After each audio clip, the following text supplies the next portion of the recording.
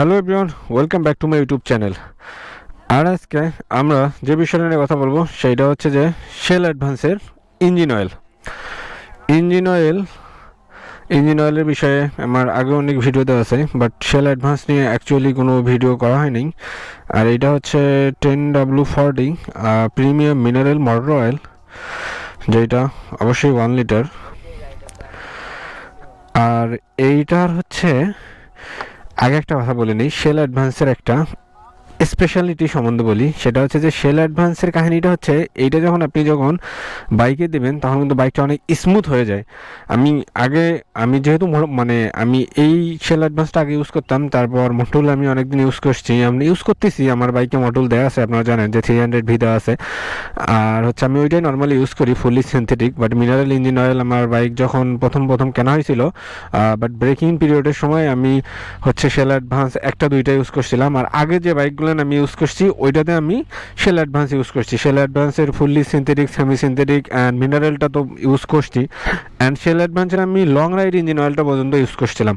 So এখন যেটা মূল যে কাহিনীটা সেটাতে চলে আসি, সেটা হচ্ছে যে এই ইঞ্জিন অয়েলটার কাহিনীটা হচ্ছে যে এই ইঞ্জিন অয়েলটা আপনি যখন আপনার বাইকে দেবেন তখন কিন্তু আপনার বাইক অনেক স্মুথ হয়ে যাবে। নর্মালি এই ইঞ্জিন অয়েলটা এই জন্যই দেওয়া, কারণ শীতকালে আমার বাইকটা বেশি রাইড করা হবে না, আর শীতের জন্য বেশি লং ট্যুর দেওয়া হবে না। আর প্রতি মাসেই দেখা যায় যে 1 মাস বা 1.5 মাস পর ইঞ্জিন অয়েল চেঞ্জ করা লাগে। যদি আমি ফুললি সিনথেটিক ইঞ্জিন অয়েল এখন ইউজ করি তাহলে দেখা যাবে যে হচ্ছে ওইটা আবার 1 মাস পরেই চেঞ্জ করা লাগবে। So fully synthetic engine oil use করতে গেলে আমার 1500 টাকার মতো খরচ পড়ে যাবে, 1500 বা 1600 টাকা, এখন যেহেতু প্রাইস একটু হাই হয়ে গেছে। সো এখন আমি থিঙ্কিং করলাম সেটা হচ্ছে যে আমি যদি মিনারেল ইঞ্জিন অয়েলটা যদি আমি শিফট হই তাহলে নর্মালি আমার কোনো প্রবলেম হবে না, কারণ 1 মাস পর বা 20 দিন পর আমি আবার ইঞ্জিন অয়েলটা চেঞ্জ করতে পারবো, কারণ অনেক দিন পরে থাকলেও সমস্যা নেই। আর এই ইঞ্জিন অয়েলটার শেল অ্যাডভান্সের যে কাহিনীটা সেটা হচ্ছে 20W40 premium mineral motor oil. এইটা সম্ভবত আগে ছিল হচ্ছে 450 টাকা, বাট এইটার প্রাইস এখন একটু বেড়ে গেছে। সব জিনিসের প্রাইস আপনারা জানেন যে বেড়ে গেছে, যার কারণে এইটার প্রাইস এখন হচ্ছে 490 টাকা। অনেকের ক্ষেত্রে আপনারা দেখবেন যে অনলাইনে দেখা যায় যে 550 টাকা বা 500 টাকা, বাট আপনি যদি অথরাইজ ডিলার থেকে নেন তাহলে আপনার 480 টাকা বা 480 টাকা বা 490 টাকা এরকম একটা প্রাইসের মধ্যে পড়বে, বা আপনি এবার হচ্ছে 500 টাকার মধ্যে পেয়ে যাবেন। সো শেল অ্যাডভান্সের আমি আগে যেটা বললাম যে শেল অ্যাডভান্সের এখন পর্যন্ত আমার কাছে যেটা মনে হয়েছে যে এইটার একটা স্পেশালিটি আছে, সেইটা হচ্ছে যে এটা ইঞ্জিনটাকে অনেক স্মুথ করে। আপনি যখন নর্মালি বাইকটার, আর সুজুকি জিক্সার নর্মালি এটা কিন্তু স্মুথ না। আপনারা যারা জানেন বা যারা এই বাইকটা ইউজ করেন তারা জানেন যে হচ্ছে সুজুকি জিক্সার কিন্তু স্মুথ না। এইটা যে আপডেট এডিশনটা আছে ওইটা অনেক স্মুথ, বাট এই বাইকটা কিন্তু স্মুথ না। সো এইটা যে আপনি যখন শেল অ্যাডভান্স যখন দেবেন তখন এই বাইকটা অনেক স্মুথ হয়ে যায়। আর নর্মালি এইটা অনেকে জিজ্ঞেস করে যে ভাই শেল অ্যাডভান্স কতশো কিলোমিটার বা কত কিলোমিটার পর্যন্ত রাইড করা যায়। সো আমার মতে আপনারা 1000 বা 1500 কিলোমিটার অনায়াসে রাইড করতে পারবেন যদি ইঞ্জিন অয়েলের লেভেলটা না কমে যায়। অ্যান্ড মডুলে কিন্তু আপনার ইঞ্জিন অয়েলের লেভেল কমে যায়, একটু হলেও কিন্তু কমে যায়। অর্থাৎ আপনি যখন ইঞ্জিন অয়েল চেঞ্জ করবেন তখন দেখবেন যে 25 গ্রাম বা 50 গ্রাম মধ্যে কমে যায়। বাট শেল অ্যাডভান্স কিন্তু 1500 কিলোমিটার পর্যন্ত যদি আমি এটা রাইড করি মিনারেলটা, এইটার কিন্তু ইঞ্জিন অয়েল কমে যাবে না। সো এইটা একটা বিষয়। সো এই হচ্ছে কাহিনী।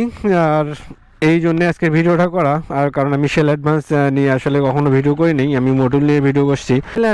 শেল অ্যাডভান্সের ভিডিওটা করার কাহিনীটা হচ্ছে বা এটার পিছনের কাহিনীটা হচ্ছে যে এইটা সম্বন্ধে বলা যে আপনারা শেল অ্যাডভান্স মিনারেল বা সিনথেটিক যেটা ইউজ করেন, অনেকেই কিন্তু শেল অ্যাডভান্স ইউজ করে না অনেকের কারণে, বাট আমিও ইউজ করি না, কারণ আমি মোটুলটা বেশি ইউজ করি। কারণ মোটুলে আসলে বা একটু স্মুথ কম হইলেও মোটুলটা রাইড করে মজা পাওয়া যায় এই জন্য। আর মোটুলটা সেইটাও না, মোটুলটা আমি অ্যাকচুয়ালি মোটুল যে কারণে ইউজ করি সেটা হচ্ছে মোটুলের আমি 300V বা আরও যে হচ্ছে 7100 বা মডুল আমি মিনারেলটাও যেটা ইউজ করছি। আসলে মডুলটা ইউজ করার পিছনে কাহিনী হচ্ছে যে মডুলটা অরিজিনাল প্রোডাক্ট আমি পাই এই জন্য। সেল অ্যাডভান্স দেখা যায় যে আমি সেল অ্যাডভান্স অনেক সময় দেখা যায় যে অনেক রেপ্লিকা থাকে, সো এই জন্যই সেল অ্যাডভান্স ইউজ করা কম হয়েছে। বাট এইটা অরিজিনাল, কারণ আমি অথরাইজ ডিলারের কাছ থেকে এটা নিছি, আর এটা হচ্ছে অরিজিনাল ইঞ্জিন অয়েল। সো এই জন্য এটা ইউজ করে বা এটা রাইড করে মজা পাওয়া যাবে, দ্যাটস ওয়াই আমি এই জন্য এটাই নেওয়া। আর এইটা আমি আগেই বলছি যে এটা আমি 1500 কিলোমিটার বা 1000 কিলোমিটার রাইড করব, কারণ এখন একটু ট্যুর দেওয়া কম হতে পারে এই জন্য, বা এটা আমি 15 দিন বা 20 দিন পরেই আমি এটা আবার চেঞ্জ করে দেবো। আর এই জন্যই কিন্তু এটা নেওয়া। আর সেল অ্যাডভান্সের এখন পর্যন্ত আমার কাছে যে জিনিসটা মনে হয়েছে যে সেল অ্যাডভান্স রাইড করার পরে একটা জিনিসই আমার ভালো লাগছে, যে সেল অ্যাডভান্সে ইঞ্জিনে দেওয়ার পরে ইঞ্জিনটা অনেক স্মুথ করে দেয়, যার কারণে যদিও বা একটু পাওয়ার একটু হয়তো বা কম পাওয়া যায়, বাট ওইটা ফ্যাক্ট না, বাট ইঞ্জিনটা কিন্তু স্মুথনেস থাকে। আর শীতকালে এই জন্যে এটা দেওয়া যে আমি যেহেতু এখন বাইকটা হয়তো বা কম রাইড করা হবে, অ্যান্ড দেন সেল অ্যাডভান্সটা দিয়ে দেবো। অ্যান্ড এই ছিল আজকের ভিডিওস। হোপসো যে আপনারা অনেক কিছুই বুঝতে পারছেন যে কেন আমি সেল অ্যাডভান্স দিতে চাচ্ছি। আপনারা যদি সেল অ্যাডভান্স আপনাদের বাইকে দিতে চান, একটা জিনিস অবশ্যই খেয়াল রাখবেন, যেমন আমার বাইকে 20W40 রিকমেন্ড করে, 10W40 রিকমেন্ড করে, আবার 20W40 রিকমেন্ড করে। এই জন্যে আমার অ্যাকচুয়ালি 20W40 দেওয়া।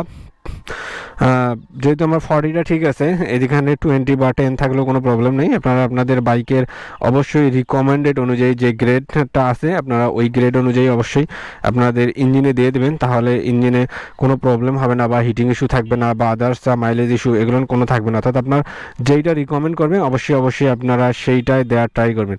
সো এই ছিল আজকের videos, and thank you watching my videos.